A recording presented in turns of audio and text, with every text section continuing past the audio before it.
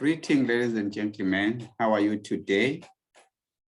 Our lesson today is on knowledge, curriculum, pedagogy.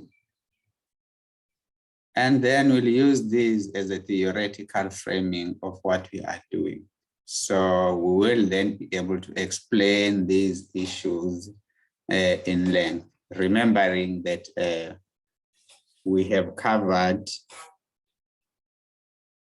4 chapters of your book, of your prescribed book. So this one is just chapter 5 of the prescribed book. Therefore, you will then have to make sure that you read before you view this recording. Reading will help you to bring you up to what we are doing. Okay, ladies and gentlemen, then with those few words of introduction, you remember that this module is offered by Professor Koza and Dr. Maharaj. So let's start now to deal with the issue then. What is the elephant in this room? Let's deal with the elephant. So the elephant in this room is this issue of knowledge. How knowledge is generated is becoming a big issue in what we are doing here. So when that is happening, is that we need to be aware of what are the issues. But before we come to that, let's remember the promises that we had in the previous chapters, other chapters, chapter 1, chapter 2, chapter 3, chapter 4. So there were issues that were challenging our curriculum in South Africa in such a way that those issues now, different authors started to suggest some remedial intervention that include that we should be able to teach according to the targeted group or targeted level of what we are doing, and also be able to increase the instructional time. Then that will help us to close the gap between different groups that we are teaching, because we have a variety of groups that we are teaching. Then that will help us to track and try to decrease the gap between those groups. And also that will also help us to bring up studies like ethnographic studies that are conducted that indicate some solution to us, because there's one of them which indicated very strong that if we have teachers who are trained to help learners to read, what then happens is that reading become a lifestyle of our learners. So when they are able to learn, that's where they can draw the knowledge or the content that they need for their particular subject. But where learners are not reading, so they don't have reading habits, then we have a challenge that we may not bring them to this so-called school knowledge, which we'll be discussing shortly. So what then is happening is that you can see that governments currently divert a lot of money from other programs to ICT infrastructure, so that then we make sure that we are connected to the web. Like what is happening right now with COVID-19, we are connected using ICT. If this infrastructure was not part of the programs that were done by our government, we are not going to do this. And then institutions also have started to invest in terms of ICT infrastructure. But then those are the issues that we may have. For example, if we want to extend, increase instructional time and then close the gap between those who have and those who have some challenges, all what we can do, we can, for example, if parents have smartphone, we can simply say, part of our teaching will be WhatsApp. So when our learners leave school, and then we know that we'll increase instructional time by using WhatsApp. When they're at home, we send them something that they can continue to read via WhatsApp through their parent phone if they are doing that. That's an example, but there are other examples that we may think of. But what then is happening is that we have to try to increase instructional time and then close gap between learners who read and those who are not reading by training them to read so that it will become habit for them to read all the time. That's where then they will have this powerful knowledge that we are talking about. Then remember, colleagues, that in our previous lessons, we introduced curriculum as a plan for teaching.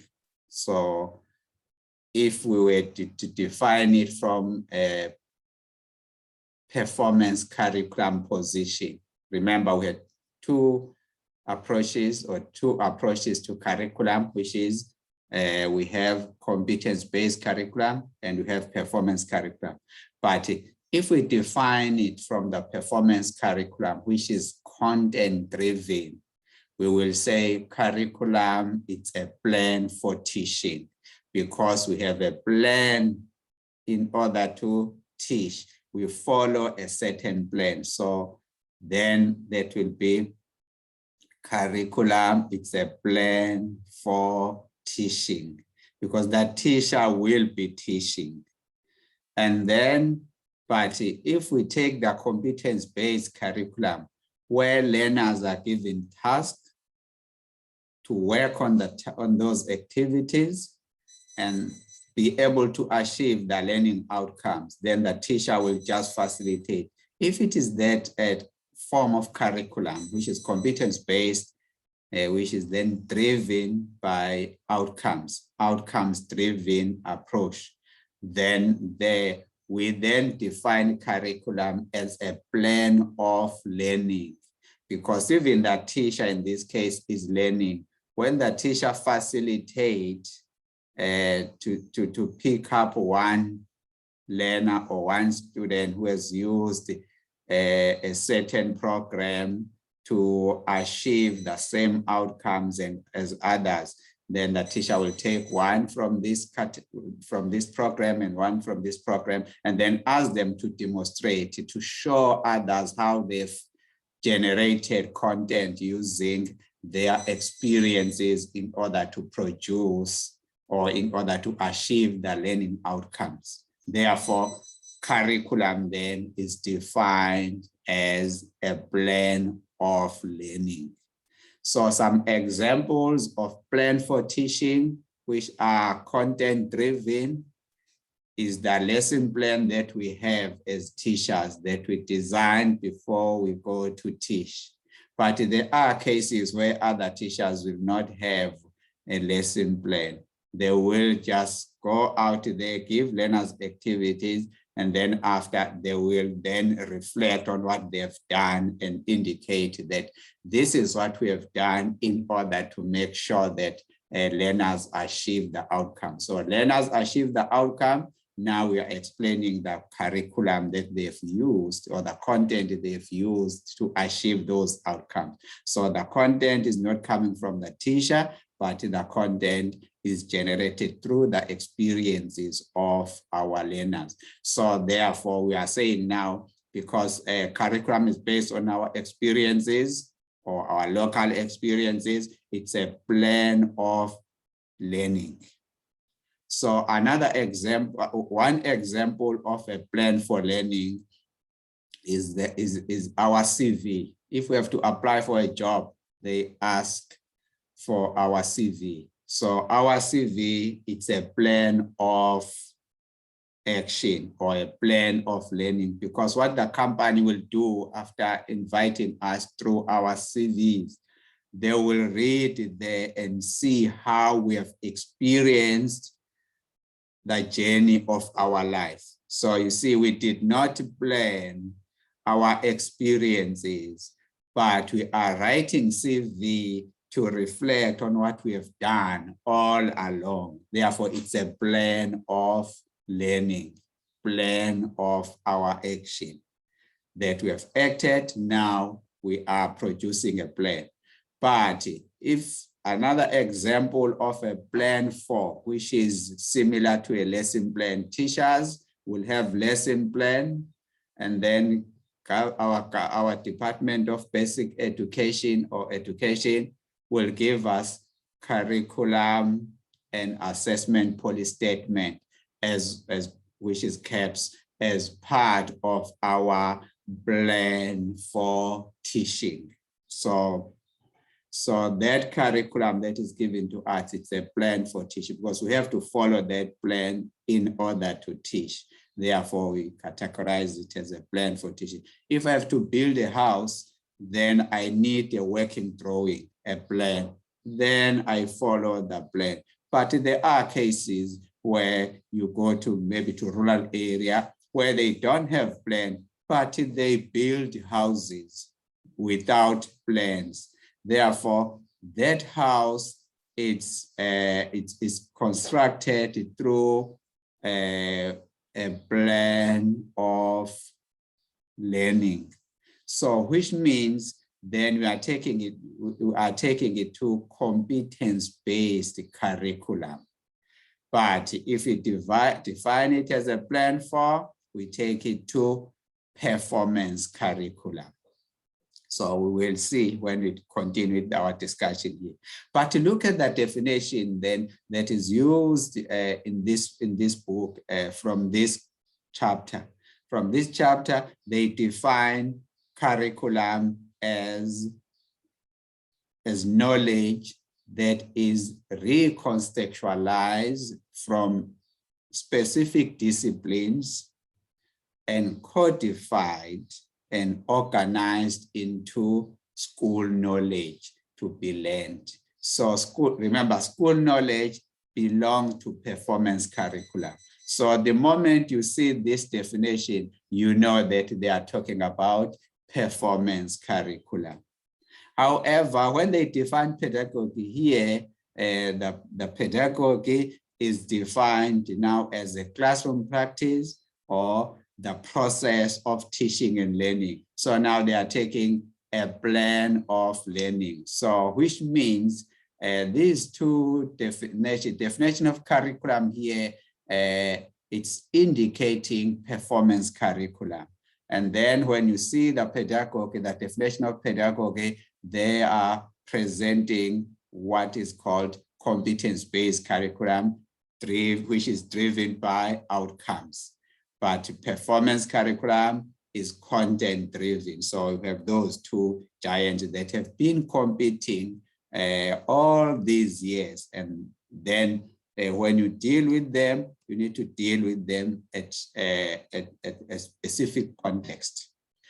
Therefore, this chapter then has used Bernstein in Bernstein's framework, where he is indicating that in order for us to deal with the issues that we are dealing with here, one has to have 3 levels. So the 3 levels that are emerging here from Bernstein is that we have knowledge production, which is the highest level of what we are doing, is knowledge, which is knowledge, production of knowledge. So who produce that knowledge? Universities, research laboratories, and other sources of knowledge where we generate content in order to teach. So once that knowledge is generated, then we will then start to say now, educational sectors, you can come and draw the knowledge that you need. Universities will go in there, draw the knowledge they need, the content they need. And then you'll see schools will also draw the knowledge they need. So here it's a level of curriculum design, where curriculum is designed. It can be designed by the Department of Education. or it can also be designed by educational institution locally according to what they need. And then the next level is where this curriculum is being taught and learned by learners. So we reconceptualized knowledge is now in practice, which is the pedagogical part of it. So when we do that, then we can see that knowledge is divided now into various categories. So what is then the theoretical framework? Theoretical framework is a set of concepts that help us to analyze what we are doing, to analyze our actions. So it has a set of concepts that are working together in a form of a system. Then we call that a theoretical framework. So in this chapter, then they call that the pedagogic device. The pedagogic device, it's a framework that we use to analyze that. So in this case, our framework has 3 levels that one has to consider. So the first level then that we may see here is this of a distributive rule, or is the knowledge level, which has distributive rules. There, it's where you classify knowledge according to that educational sectors, classification, and those who need more power than others will then take knowledge that will be given power.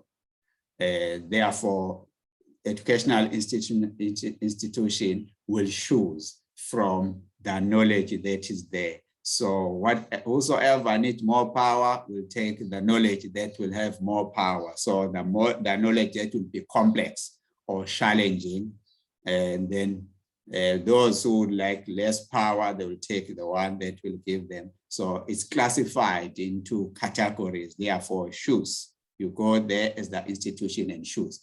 And then once you choose there, you can now start to say, let me recontextualize this thing according to my situation. So you will see now, they'll start to design curriculum. The Department of Education may start to say, let me have a task team to design curriculum. We have seen in South Africa where it was designed, we had before 1994, Christian National Education, which was a performance curriculum because it was content driven. And then in 1998, after 1994, we saw curriculum 2005, which was outcomes driven, which was a competence-based curriculum. And then we have seen some revised policy statement that were coming along. But in 2012, we have seen again, performance curriculum came back then in the form of CAPS, which is called Curriculum and Assessment Policy Statement.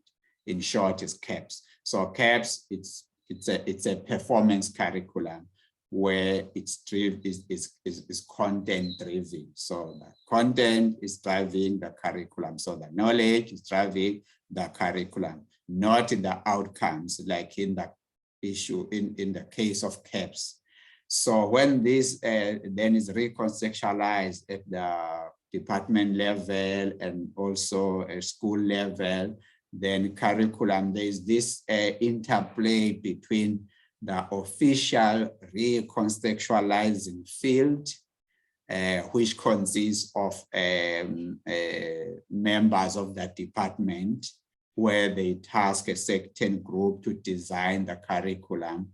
So we call that ORF, which is official recontextualizing field. But we have another one, which is in interplay as well, which is a pedagogic recontextualizing field, which is ROF. So these are two levels or two interplaying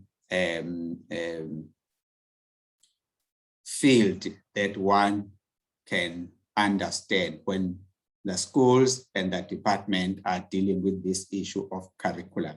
But we also have another one, which is now, according to Bernstein. Bernstein will indicate that we are at the regulative level when we are talking about evaluative rules, which is the pedagogic practice, where we are now teaching what we have recontextualized. So there are the issues of power that I need this, I need to frame this, classify this in order to generate power and also to control. They are coming handy there. But when you go down then to the next issue, you just remember the two giants, which is performance curriculum versus competence-based curriculum. These two are competing in a way because they give us what we need in our action of teaching. So when they give us that, that's when you now start to say, let me choose carefully, because none of them is innocent. They are equal. There are those who are fans of performance curriculum and those who are fans of competence-based curriculum. So in South Africa, then we have seen both of these interacting, because Christian National Education was that of performance curriculum, which was content-driven.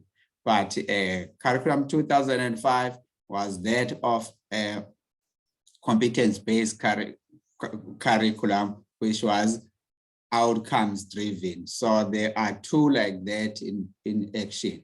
But then you should then, in order to understand them, you should understand that performance curriculum has a strong classification and a strong framing.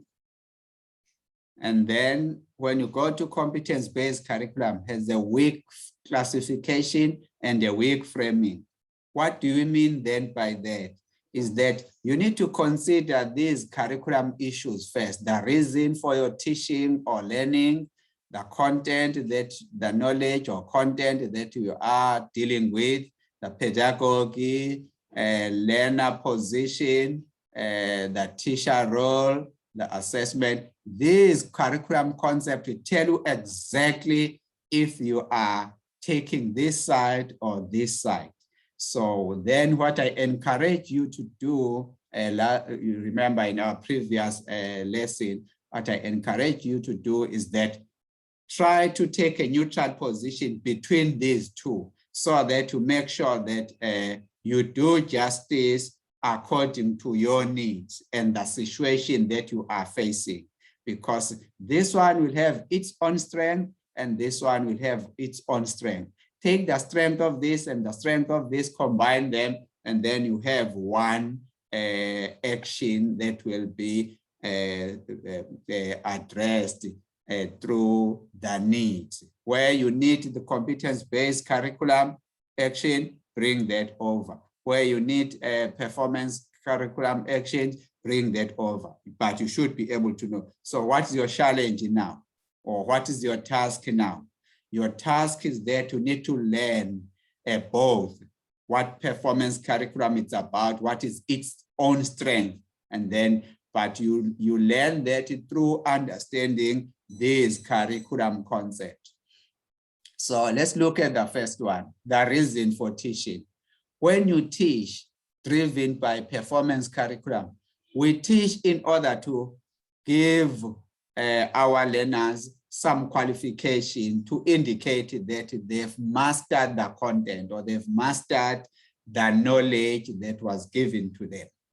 So, but if you go this side, competence-based curriculum, they are saying they allow them to socialize. That's why you give them activity to play around it, activity in order to achieve the learning outcome, then you facilitate. You see, when they do that, they are socializing. So they learn as they socialize. That is performance, that is competence-based curricula. But this side, there's a clear guide to say that in order to achieve this particular qualification, you need to have 1, 2, 3, 4, 5, etc. There's a clear, strong classification from other knowledges that you may use. But when in order for us to give you that specific qualification, this is the knowledge that you need to master. You master that knowledge, we give you the qualification. But in this side, we just expect you to achieve the outcome. You achieve that specific outcome, we'll simply say, oh, thank you, thank you. You see, our classification or our framing of what we are doing is weak there. Therefore, we allow you to socialize as you learn. But this side, there's no way that you can socialize strict and focusing on specific content. What about the content then or knowledge that we deal with here?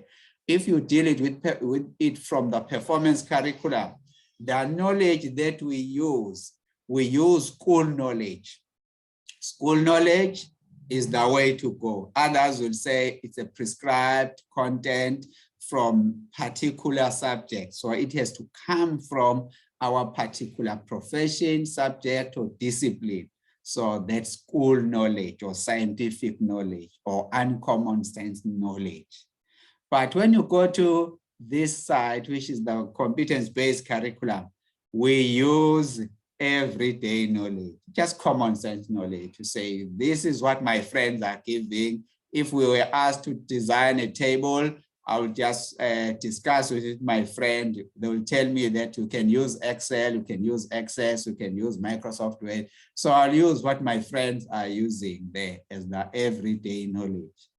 Then in terms of pedagogy, then we have teacher dominance, the drilling method, chalk and talk, all those issues methods that can be used in drilling learners to master the content. So we need something that we'll use to repeat to the learners' cognitive processes. We repeat and repeat and repeat. So the methods here, the pedagogy here has to do with what will help learners to do it again and again and again and again in order to master. Because the fact that we are teaching them using school knowledge, it means this knowledge or the content is prescribed, is internationally recognized and prescribed somewhere.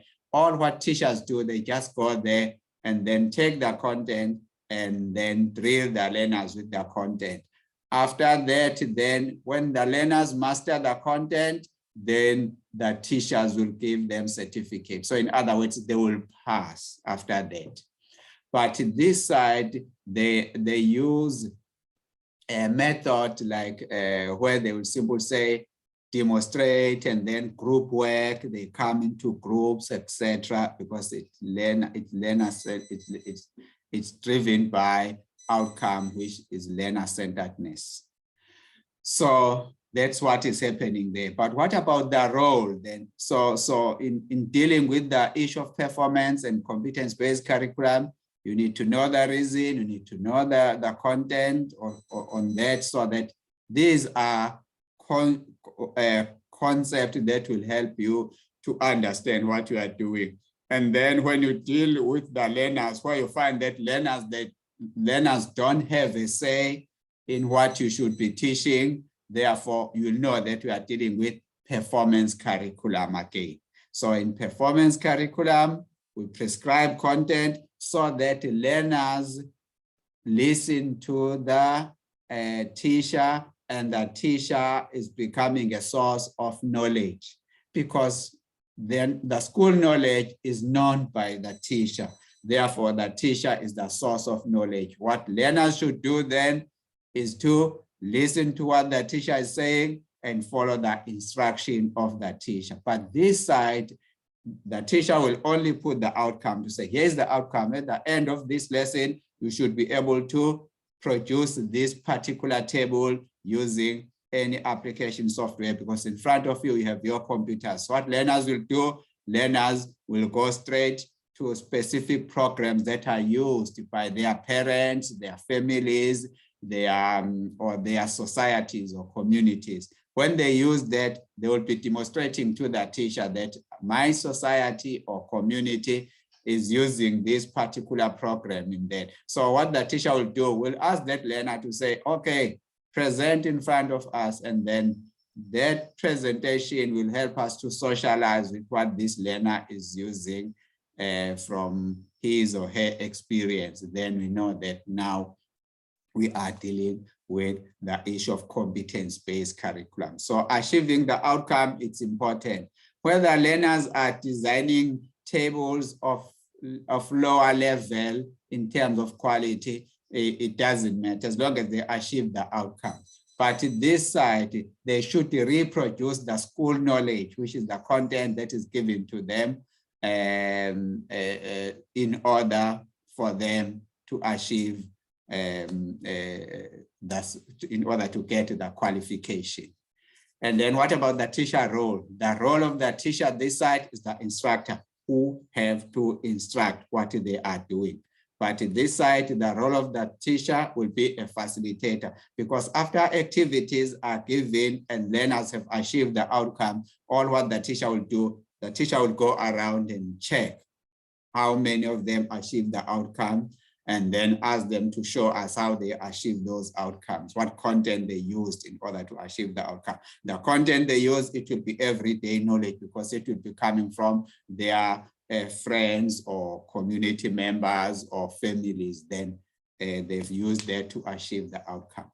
In terms of assessment, this side, in performance curriculum, we assess what is not what was not mastered by learners cognitively. So in other words, we assess the absence. So when you give them the test, where you find that our learners have achieved 90%, maybe most of the learners are achieving 90%. For us, if we come from performance curriculum, we don't even have to praise them to say they've achieved 90% because they are still missing 10. So the worry this side or the concern this side will be the 10 that is missing. So in other words, here they are trained to get 100%. So if they have 95, it means the teacher still has a task to drill them in order to get 100%. That's why you can see that when teachers use performance curriculum, usually they tend to achieve 100%. There are learners in their classes that sometimes achieve 100%, which is 100 out of 100, because they want to grade them. So in order to grade them, they use summative assessment.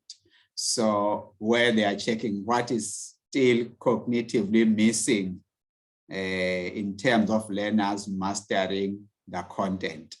So, but in this side, they praise what is there. They would simply say, okay, you have achieved the outcome, or you have not achieved the outcome yet. We'll give you another opportunity. So in other words, it's dealing with the presence. What is present here? So the outcome has been achieved, whether it's at lower level or whatever the case may be, it doesn't matter. So they follow that. The goals here tend to be objectives. Remember, objectives are teachers' intentions of what is happening in the process, where keywords like learners will understand, learners will know. You see, those are broad words for objective, the teacher's objective.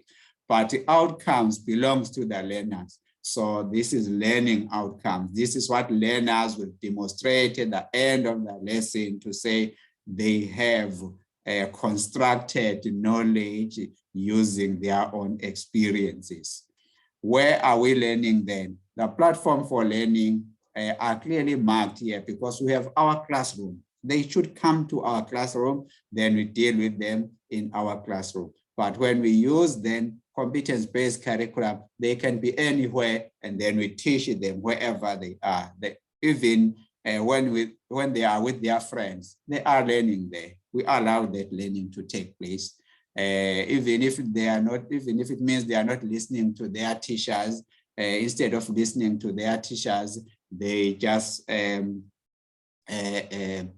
and then after they connect to their friends and start to work.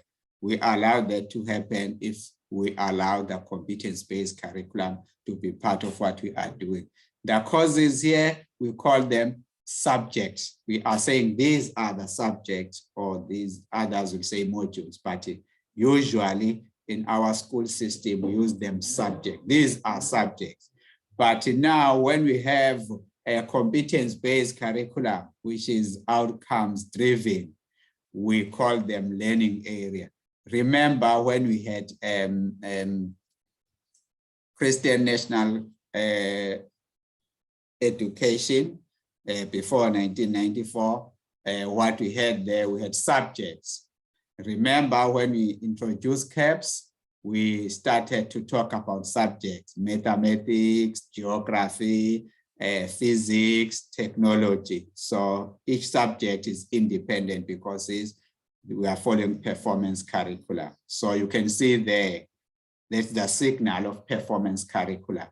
But when they start to say learning area, in South Africa, remember from 1998, we combined mathematics together with physics and technology to be a learning area. So we had 8 learning areas in South Africa where we are combining. History was combined with geography, etc., etc. So those combinations were signaling the use of competence-based curricula. So those are the issues that will help you to understand whether now we are falling into the trap of a performance curriculum or the trap of competence-based curriculum. So what I encourage you to do is to sit in the middle of the two so that you will be able to see the interplay between the actions of performance curriculum and the actions of competence-based curriculum. And then you take the neutral terms between what they are doing. For example, if they say, what is the reason for this? It should be personal to you. You first understand who is teaching, who is learning. Then you start now to say the reason for teaching is to personalize what we are doing according to the need of those who will be teaching, according to the need of those who will be teaching. Therefore, we have the neutral position there. We are not taking the socialization 100%. We are not taking the qualification 100%, but we are in the middle of the two. When it comes to content, which is knowledge, you bring part of the everyday knowledge to demonstrate what you are teaching from the school knowledge. So what you do, you combine them. You use everyday knowledge as your examples in teaching school knowledge. You see how you can combine this. You can also do the same here, where you take one method here and then you combine it with groupings somewhere there. You combine this. And then when it comes to here, you should be able to have specific content, and then you think about the outcomes. What will be the outcomes that may be achieved by these learners? So you are in the middle of the two. At the same time, you may start your presentation by being an instructor to present what you are teaching. And then after, you allow learners to explore using different activities you facilitate. You see, you are using two here. You are not falling in a trap where you are captured by one of these two giants that have been fighting, because you can see that our curriculum are not functioning. Our forms of curriculum are failing because we take one side and then think that the other side is not going to disturb us. The moment you declare you take this side, then you get disturbed. Here, in terms of assessment, try to take a formative assessment. Formative assessment may accommodate summative assessment, because we may have some questions that you may use to grade your learners using formative assessment. Or you can also have issues of peer assessment through formative assessment. Because formative assessment is any question that you ask your learners to establish their level of understanding what they are doing. Not necessarily that you want to grade them, but you are establishing what kind of knowledge they may have, the level of knowledge they may have. So take the neutral position there. In terms of goals, take the aims, because objectives are teachers' short-term goals. So they belong to teachers, but they exclude learners. Then when you try to say, my goal is to make sure they achieve the outcome, then you take the side of the learners. What about the side of the teachers? Then you have a problem there, because teachers will then be now disadvantaged by your way of teaching. So what you do then, you start to say, I'll take the aim, which is the long-term goal of what I'm teaching. So the aim is able to accommodate both the learning outcomes and the teaching objectives. You combine those two together. As you can see in caps, they are talking about aims. They are no longer talking about objectives and outcomes. Although outcomes there in caps are represented by specific skills, but they don't want to mention because they will confuse the readers of the curriculum. And also they are not saying objectives because they will reveal that this is performance curriculum when they do that. Therefore, they should say curriculum aims, specific skills, then the language will be kind of neutral, although this is performance curriculum. But you can see other concepts will tell you that this is performance curriculum. And then when it comes to places of the platform of learning, part of the intervention is that you can have a class, you teach them, and then at the same time, you connect them to WhatsApp or Facebook, whatever the case may be, something that they may have access to, and then you extend your classes so that they learn even when they are at home with their friends, wherever they are, they can still learn using technology. And then in terms of subjects, yes, you may have subjects, and also think about a learning area to say that the formula that I've used in mathematics, let me try to simplify them to be useful in physics as well. Although it may not all of them will work, but some of them, try to fix some of them to be able to respond so that learners will start to have a neutral position. Because with learning area, we ended up in our case when we had curriculum 2005, not teaching relevant formula for mathematics with a hope that physics teachers will cover those formulas. So when they come to mathematics, learners are struggling because of that. Then you find that the assumption is that no, they will cover that in technology or they will cover that in physics, which that assumption is the one that also one of the elements that push us to the situation where we are today, where we said, no, let's go for performance curriculum, let's leave the competence-based curriculum. But how then do we generate this school knowledge? School knowledge is from specific discipline because it's the specialized knowledge that we need. For instance, if we were to say we are talking about geography, we will have a specific knowledge that is researched. So it's coming from discipline produced by universities or research laboratories or any other knowledge production site. So when you go there to draw it, universities will take content of geography that will be equals to the level of university student. When you go to schools, schools will take, the Department of Education will take what will be at the level of schools. but the same geography. We have geography that is there.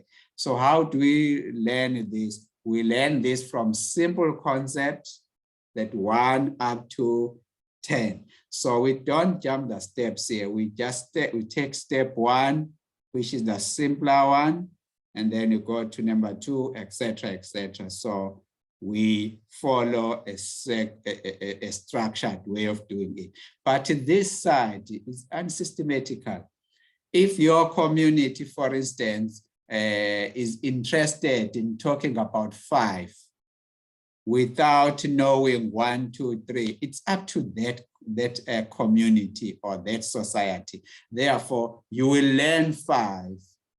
But when you start to realize then that 5 is after 4, 3, 2, 1, that you will understand that if you move to school knowledge. But at the everyday knowledge level, we don't care. We take whatever is in front of us because we want to be part of those groups that are in front of us. That's why we enjoy oral in this side. We keep on phoning people. So and so, I'll phone you. When you phone them, you are making it orally. You are making it to be an everyday knowledge. So that when this person is saying to you, but you said this on yesterday, and then you start to say, no, I did not say that. I said blah, blah, blah, blah, blah. So now it's denying it. But this side, they'll simply say, can you say that in writing? Or can you drop me an email with that information?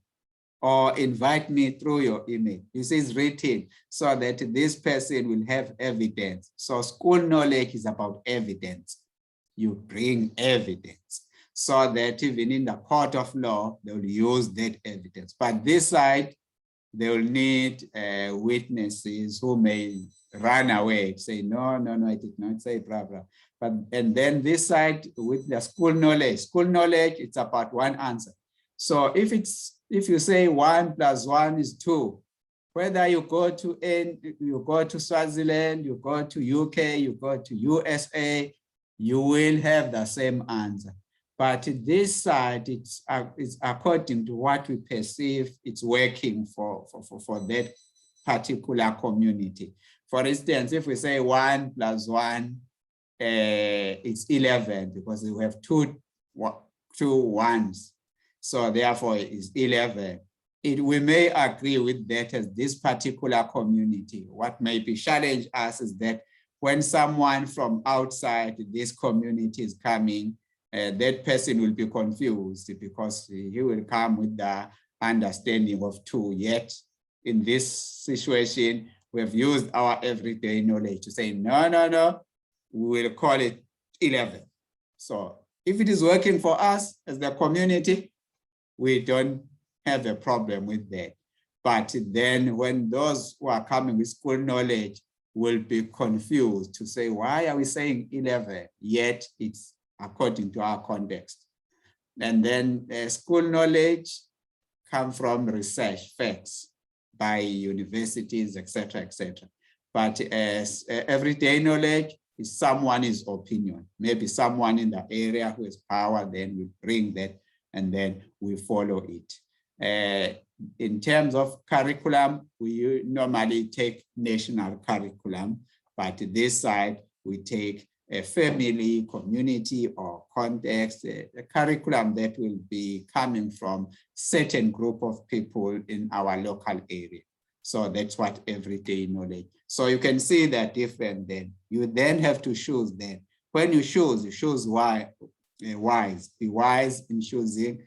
Choose there with your eyes wide open. But to look at how South Africa has distributed knowledge then, that distributive rule, how it has been. So if you remember in 1658, we had 2 forms of curriculum, which is performance curriculum, which was for white learners. And then we had competence-based curriculum, which was for Black learners.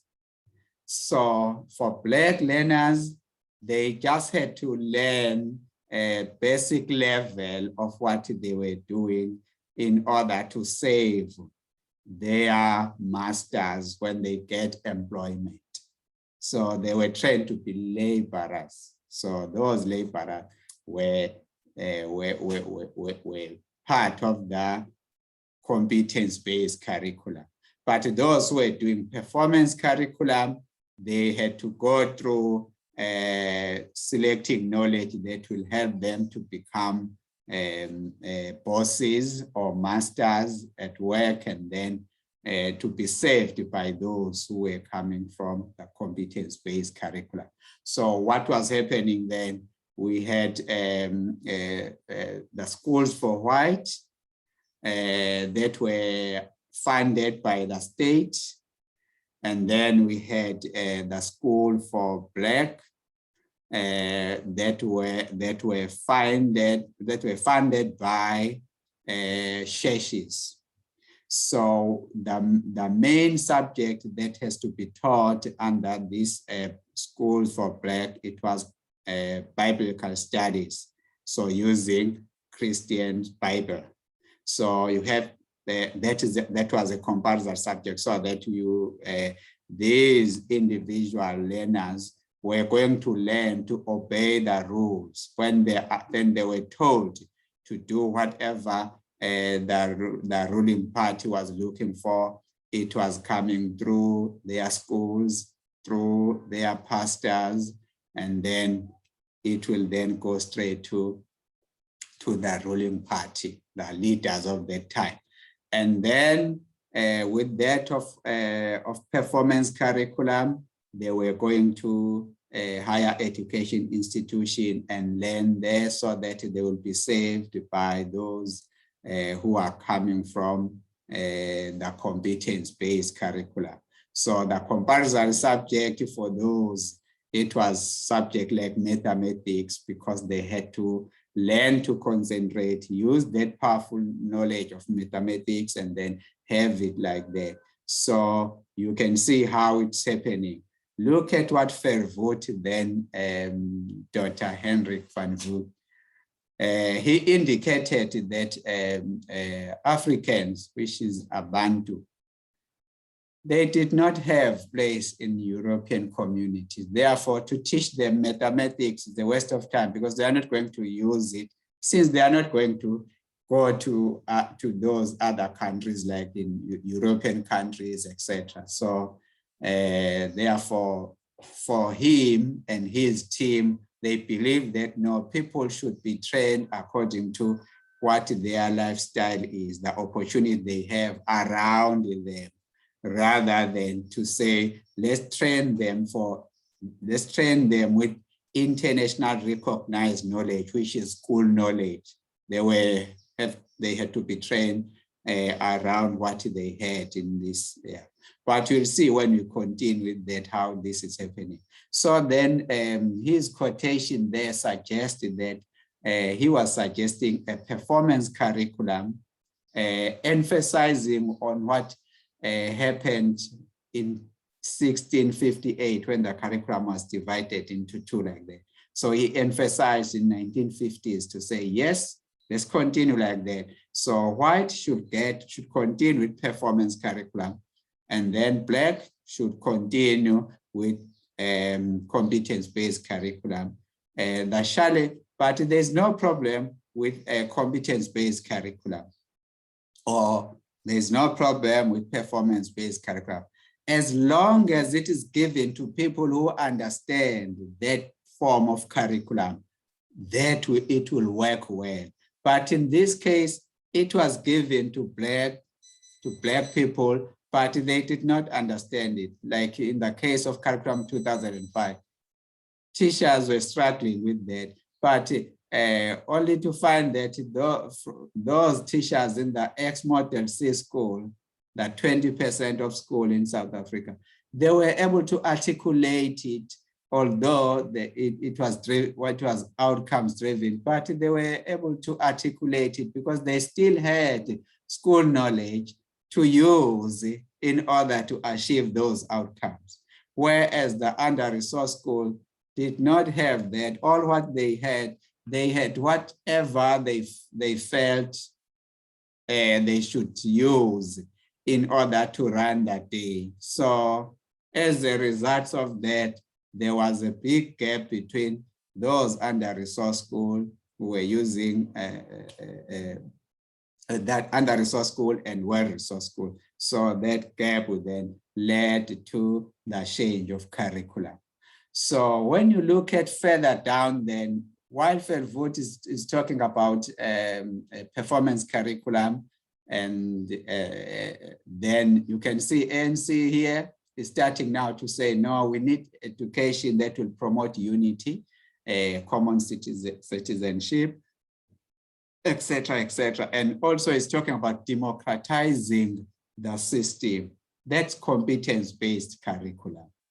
But if it is implemented well or enacted well, it can achieve these issues that are indicated here by the quotation from ANC. But now, look at it here. The ANC is bringing this issue here, that needs, an individual need that will be able to help individual to achieve social needs and economic needs. Social needs, it comes from the issues of performance curriculum. And then economic needs, it's a profession, is coming from performance curriculum. You see how they intended to combine this. But when it comes to CAPS, other stakeholders, other stakeholders in education did not want to participate enough to make sure that this aim was achieved, where we had a curriculum that is positioned between the competence-based curriculum, which is the social issues, and the economics, which is the performance issues, where you have structured, where we have professionals that are trained to deal with that issue of economics. So because of that, the participation in designing CAPS was withdrawn.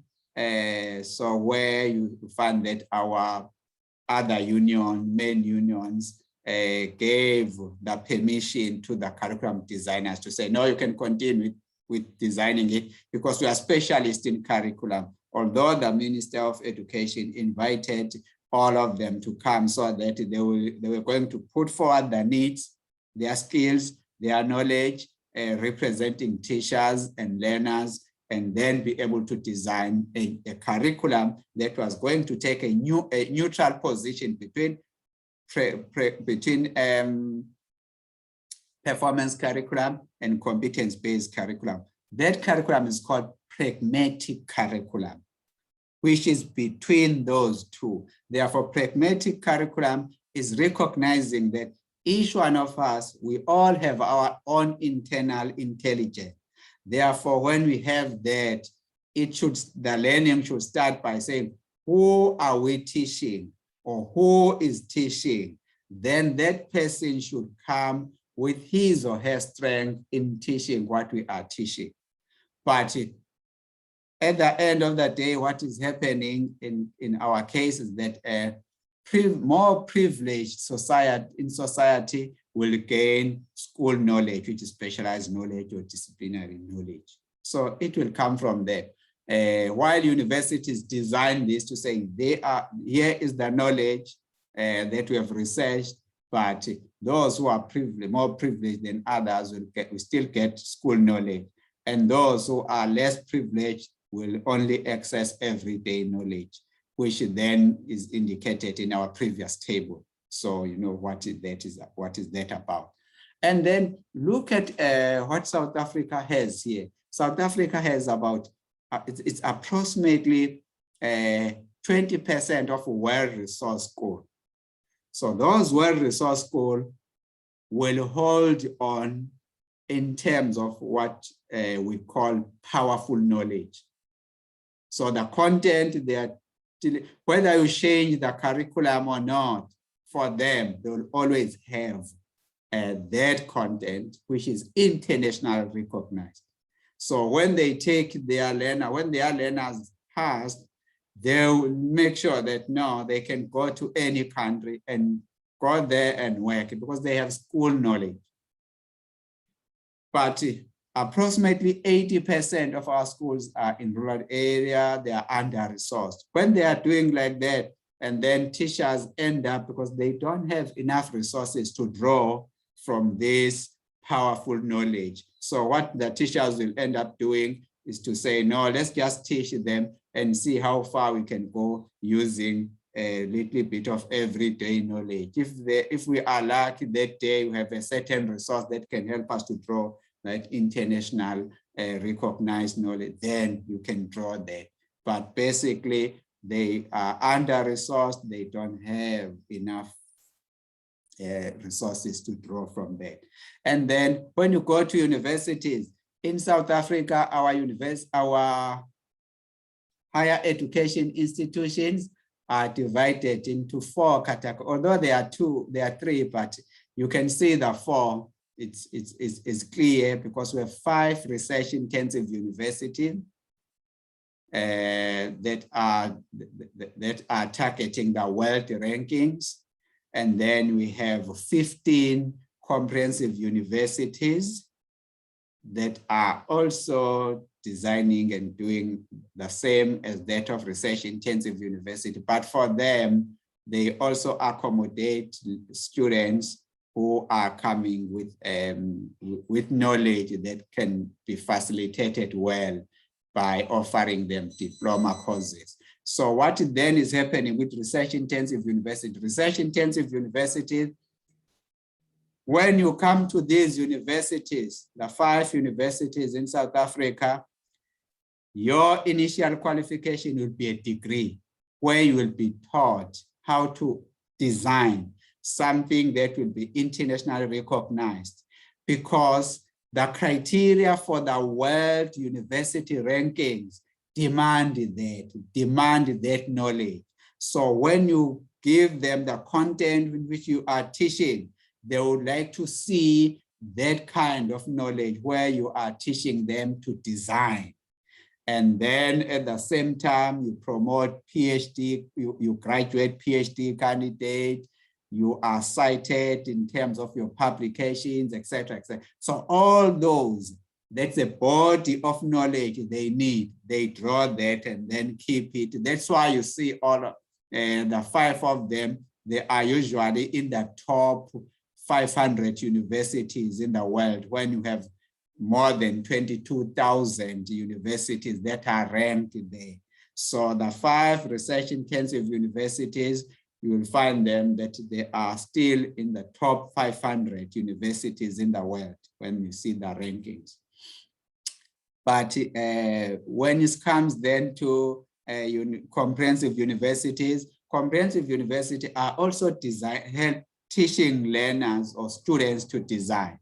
But where they find that this student cannot be able to achieve a degree, they are able to say, no, let's take this one to do a diploma first, and then later he or she will come and join the stream. They are given that opportunity by our Department of Higher Education. So they are flexible to do. But the 5 research-intensive universities, they can't offer a diploma. All what you need when you come to them, it's a degree straight away. And then when you go to universities of technology, they are also giving some diploma, starting with diploma, which is S1, S2, S3, S4. After that, you can join a degree, which is BTech. They teach you to become a technologist. But when you go to TVET colleges, they can teach you to have a certificate, and then you end up with a diploma, which is national diploma, N6 diploma. So all of them are great, but the TVET colleges cannot give you a degree. It will only give you a diploma as the maximum qualification. So what then is happening here is that let's use an example to say, if you were to be a mechanical engineer, if I want to be a mechanical engineer, I have to ask myself first, what knowledge do I need then? Is it international design knowledge that is linked to world rankings? If that is the case, I need higher marks in order to join one of the 5 research intensive universities. They will teach me how to design. So, and then after we have designed what we have designed, taught by universities, you will design it and become an engineer, a mechanical engineer. Then when you take this design of yours as a mechanical engineer, which you have designed in your big office out there, you send it to car companies. In the car companies, you will find that there are those who were taught to assemble your design. So in other words, they are able to order relevant material and assemble the car for you, and then the car will then be sold. So universities of technologies are good when it comes to teaching students to be able to assemble what was designed by university professional engineers. So we call them technologists. They are technologists, where they are able to assemble what is designed by those from universities. However, when they start to move towards that degree as well, that's where they now start to say, let's add to that design instead of limiting ourselves with assembling. So that's where they start. But when the car is out of the car company, anything that will happen outside, it will need those from TVET colleges who were taught how to repair cars, how to fix the car. They are able to do the penability of what you give them to do and fix your car. And you can see how knowledge then is distributed, is taken. Because when you see that well-resourced school, they will keep on running with school knowledge. Whereas the under-resourced school, they start now to be there. And then universities, on the other hand, when they draw the knowledge from wherever it is, they draw it according to their particular need and design their curriculum that will suit their needs. I have a good example here of how I managed in the past years to use school knowledge to promote my son. This is my son, Tabo, who is that dancer. Now he's in Italy, as you can see there, that he was invited here to lecture here in terms of dancing. So dancing, ballroom and Latin American dance is known as a social activity. But for me, when I went there to take my sons to dance there, I'll use my first one as the example, but the second born son is also, he has also been dominating and representing South Africa, holding all the South African titles. But what I did then is that while all other couples in South Africa, or most of them, were there to socialize. When they went for dancing, they were going there just to socialize. But for me, I taught my sons to say, we are not going there to socialize, but we are going there to learn school knowledge in front of you. So what was happening then, in order for them to win everything in South Africa within a period of 2 years, where they started, and then within 2 years, they then hold all the South African titles, and then after that, they represented South Africa. But my strength there was to say that we will look for school knowledge wherever it is, because dance, it's one of the sports that is known in other countries. It has a syllabus, it has books, it has all those. Then we had to buy books that were going to give us clear technique, footwork, handwork, etc., etc. But whereas other dancers, most dancers in South Africa for them, they were taught by whosoever they come across. So, but for my sons, they were only taught by someone whom I identified to give them specific school knowledge, to say, we know how to do the lunch line. Let's forget about that. Let's take someone who will give us a natural 10.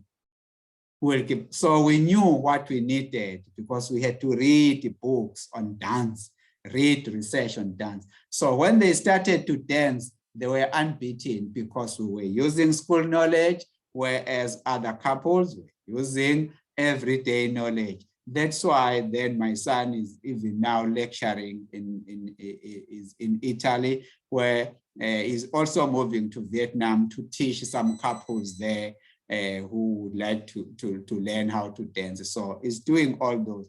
And then he's a civil engineer, because what happened then when I pushed him to deal with the issue of school knowledge all the time, and then he was able to master his subject at school. He was at Kingsway. So when he finished his school, he completed his matric with straight A's. He went to university, UKZN, and then he was going there for civil engineering. Then he took his 4 years, they completed his BSc, then he moved across to Vietnam. And then, so he's moving because he's independent because of school knowledge. He can go anywhere. And when we were representing South Africa, I was taking them to different countries where they were learning how to use school knowledge, because those countries like Finland and others, they use school knowledge. So individual responsibility for them is very important. That before you help your community or you help some professionals in your profession, but you should first know your identity, know your needs, and use your needs to help them so that you'll be strong. Otherwise, if you go there while you are weak, you don't know your responsibility, you don't have school knowledge, but trying to help them, the system will swallow you, and then you become like them. If they are under-resourced, you'll also be under-resourced because you'll be influenced by them. And then, so if you want to see more about this, how this boy went in terms of his journey, you will click this. When you see this, you will click this. Or what you can do, you can go to YouTube, and then you type Thabo Khoza and Tina Dolwan. Thabo Khoza and Tina Dolwan. You will see them there, how they've moved there, because this was a program where they were demonstrating what this thing is about. So, but school knowledge, it's really powerful, because when you need power, you use it. While you bring in your everyday knowledge. So in other words, opinions of the people. Opinions of the people should come when you know the facts about your own life and your own need. That's when you will be able to gel their opinions, because their opinions will not be coming from research. But however, we cannot police people. But what we should do is to just to give them, help them to understand their needs and their situation and learn according to that.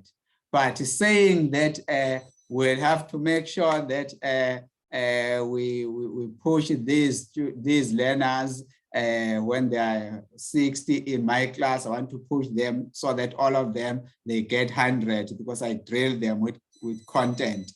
There are cases where you can even give them memorandum, but they cannot get 100%.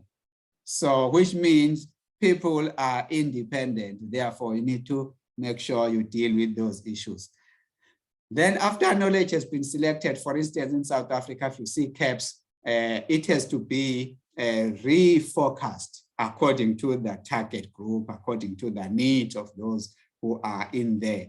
And then remember the concept, the curriculum concept that we deal with on our daily basis, directly or indirectly, we always deal with the goals. When we teach, there are goals that we may not indicate them, but there are goals that we are teaching towards. And then be aware of them, be sensitive on those. And also there is a content somewhere, whether the content will be generated by your learners through their experiences when you facilitate, or is prescribed. It doesn't matter, but content is always involved in what we are doing. Assessment is always involved in what we are doing. And there are other range of issues that, as I indicated them in that table, which I call table 5.1. You can see those concepts. They will help you exactly to see if you are sensitive to those, you understand those. They will tell you exactly when you are falling into a trap of competence-based curriculum at the expense of performance curriculum, or at you are falling for performance curriculum at the expense of competence-based curriculum, because you should be able to use these two as taxonomies to say, I'm taking neutral position. They are both important in our lives because we'll always come across each one of them. You see, whether we like it or not, we'll see that. If you see the curriculum concept that I indicated there, you can see that, oh, yesterday, this is what I was doing. This is what I was doing. So you can now start to say, aha, let me know them well in order to use them purposely. And then when you integrate them, they will follow a certain approach that one has to do with addressing your needs. And then remember, colleagues, we said here, we're dealing with the issue of curriculum knowledge. We've been discussing curriculum knowledge, but let's look at now at the theoretical framework. What is theoretical framework then? The theoretical framework, or here they call it a pedagogic device. So what is that then? It is a specific concept that you group that help you to achieve what you want to achieve. Therefore, we have them, when we combine those, we call them theoretical framework, or others would say conceptual framework if they are coming from different theories. But remember, social issues, economic issues, political issues are always there when we teach. They are the ones who are guiding us, who is accessing powerful knowledge, who is accessing less powerful knowledge. Be aware of those in your teaching. Look at what we have here, some examples of pedagogic device. We have this Lawrence Taylor, who's advocating that no, we need to use product approach or objective approach, which is very good when you present what you are presenting. So it says you must first prescribe or define the outcomes. What are, the objectives? What are your teaching objectives? Because by the way, according to Taylor, education, it's about teaching. It's about teachers, because teachers are trained. These are professional people who should help learners with school knowledge. So it's saying teachers must have their teaching objectives, and then they must have the content, must define the content, master the content first. They should have resources and activity that will produce activities that will be helping them to drill the learners with the content. At the end, they must evaluate what they are doing. But look at Lawrence Stenhouse. Lawrence Stenhouse said, no, we are programming learners. Don't do that. Don't use performance curriculum because we are programming learners. But he's saying here, in his case, he's saying, okay, start with the outcome. Tell them about outcome, that these are the outcomes that need to be achieved. At the end of this lesson, you must be able to produce a table using any application program, for example. And then learners will then be given computers as resources that will have different programs. Then they'll play around with those application software in order to produce table. One will produce it using Excel, the other one using Access, the other one using Microsoft Word. And these tables are not the same, they are different because they are designed by people who are using different experiences from their different communities. Therefore, and then you then facilitate to say, share that with us. Show us how Microsoft Word is used, so the content is being generated there through your facilitation. So then, so Taylor is saying, no, come with a table, a model of a table, show them to say, here's the table that you are reproducing. Here are the steps using Microsoft Excel. If it is Excel, you choose one, and then you drill them, you instruct them to do that. That's what professionals, according to Taylor, are doing. But according to Lawrence Stenhouse, that's not right because you are programming them. So they should be achieve outcomes using their own experiences. They should construct new knowledge using their experiences, which is knowledge, which is everyday knowledge. But then when Lawrence Stenhouse is saying that, and then Paul Freire will come to say, yeah, I agree with you, Lawrence Stenhouse, little bit, but you also choose the outcomes that need to be achieved. At the same time, you choose resources that will be, you are doing the same thing what Taylor is doing there, choosing for them.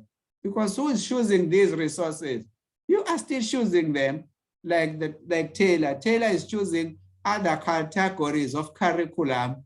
You are choosing others, but we are still, both of you are still choosing. Therefore, for me, then, what you should be doing is that first understand who are these learners that you are about to teach. If these learners are learners who are used to milk the cows, if they are milking the cows, your lesson, even if it is mathematics, your lesson of counting should count according to how many times they milk the cows and then why they milk the cow. So use that in your teaching, that everyday knowledge, and then take that everyday knowledge and move it to school knowledge. But they should not start with school knowledge without having used their everyday knowledge, which will help them to address what they are dealing with right now. So that's what Fervold indicated, that what is the use of teaching someone something that is not going to use? So it's not, so is responding, Paul Freire here is responding to say, you know what, be critical on what you're doing. But first ask who are we teaching? Who is teaching? And then we teach according to the experience of those individuals. When we connect school knowledge, we connect school knowledge after we have seen that they understand what they are dealing with. So they understand their identities first, and then we teach so that they will learn through their identities. But to teach them school knowledge without knowing their identities, according to Paul Freire, there you are committing suicide. Again, teaching them everyday knowledge coming from their community, yet they were not given the opportunity to reflect on their own, then you are also committing suicide. So you can see how these models are pushing there, that you have the performance curriculum advocates, you have competence-based curriculum advocate, then now we have pragmatic curriculum advocate, which is Paul Freire. Then when you read, you need to start to read there according to that, how you can position yourself in the middle of this so that you'll be able to draw from each of these. But in sociology of education, we have different external factors that influence what we are doing. The issues of race, the issues of gender, all those are affecting what we are doing. So we need to reflect on our identities then in order to be able to control these factors that will come from external as the external factors that give us that. For example, if you have this teacher from USA is trying to teach these learners using USA English, where you find that they use Z there instead of where they have organization. When they write center, they write it like this. Where you find that there is a learner maybe who is not interested in dealing with the issues of maybe for that learner, USA English is annoying. Maybe he prefers UK where they have S for organization and center like this. And then you find that this learner is not going to learn just because of this small thing, the external factor, which say this person is coming there, then this one is coming. So learning is no longer taking place for this particular individual. Then you need to be sensitive in terms of that. So then what then should be happening? We should understand that that interruption is caused by the fact that both teachers and learners they have their own autonomy. So they are independent in their system. Their DNA, which is the internal intelligence. That's what a pragmatist will say. They'll tell you exactly that when a child is born in the past few seconds, the child will start to move. The child will start to breathe. The child will start to, then if those who are the fans of performance curriculum are saying, if they say, we do what we do because they drilled us with content. Who drilled this child who was born in the past few seconds or minutes? Who trained the child to move, to breathe, to cry, to do this and this and this? So which means when they say we are doing what we are doing because they trained us to do, they are giving themselves too much credit. Yes, because yes, the child was not trained, but is moving hand, is breathing, is crying, is doing all these things without being trained by any teacher. No teacher there is training this child. And then when you go to those who are the fans of competence-based curriculum, they will say, no, you are as good as your friend. So have good friends. When you have good friends, you will do well according to your friends. So if your friends are achieving 90%, you will also do the same.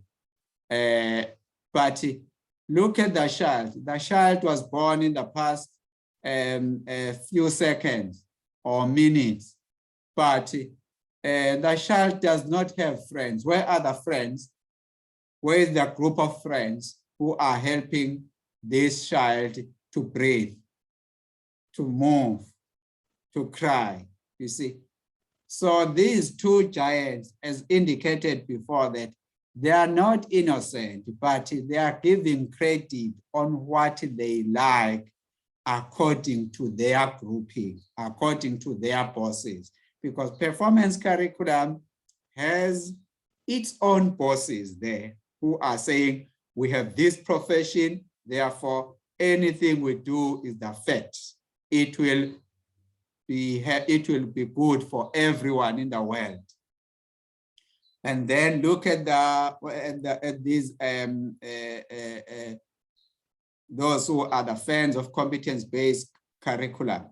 They will say, no, we use friends. The environment will tell us. The environment which has friends will tell us to do that. No, but the child is an indication of that. We all have our own strong DNAs and our own internal intelligence. What we do is driven by our DNA before we talk about external factors. External factors are just supporting, but what is happening is that inside us, we have our own DNAs that are helping us to do what we do. It's like when you have a wound. You have a wound, you cut yourself by mistake, you have a wound. There's no way you can go to doctors or whosoever you think may help you. You go to traditional healers, you go to medical doctors, you ask them to close this wound now. They're not going to do it because your DNA should take time to process it. Your unconscious will process it slowly, slowly. Therefore, don't give too much credit to the fans of performance curriculum and also to the fans of competence-based curriculum.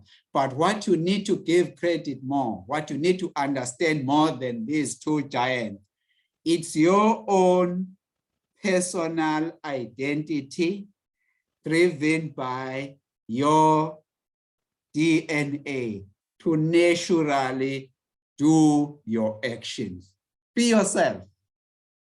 Don't be captured by any of these two forces. When you go to any of these forces, all what you do, you must just draw the strength of this and the strength of this. But otherwise, you should deal with these issues from your own position. So in going forward, then, you have seen that we have discussed the issue of the recontextualizing rules, which is using two levels, which is official recontextualizing field and also pedagogic recontextualizing field. So those are the two that we use there in terms of dealing with how we recontextualize knowledge when we draw it from wherever we draw, and then which is produced by our universities. And also you can see how the evaluative role is working. The evaluative role is working at the level, which is the lower level, where we are teaching the recontextualized curriculum. Then we have that, but we are making sure that in doing so, we think about the knowledge, skills, values, and attitudes of our learners, because we don't know what teach these learners of ours certain values. For instance, who taught them to be patient, for instance? Who taught them to be independent? We don't know. Therefore, we can't say it's based on the performance curriculum, which is claimed by professionals, or is on the competence-based curriculum, which is claimed by our societies. But rather, it's safer to say the values are DNA generated. Because before we talk about what society, friends are doing, but we have that initial action that we have.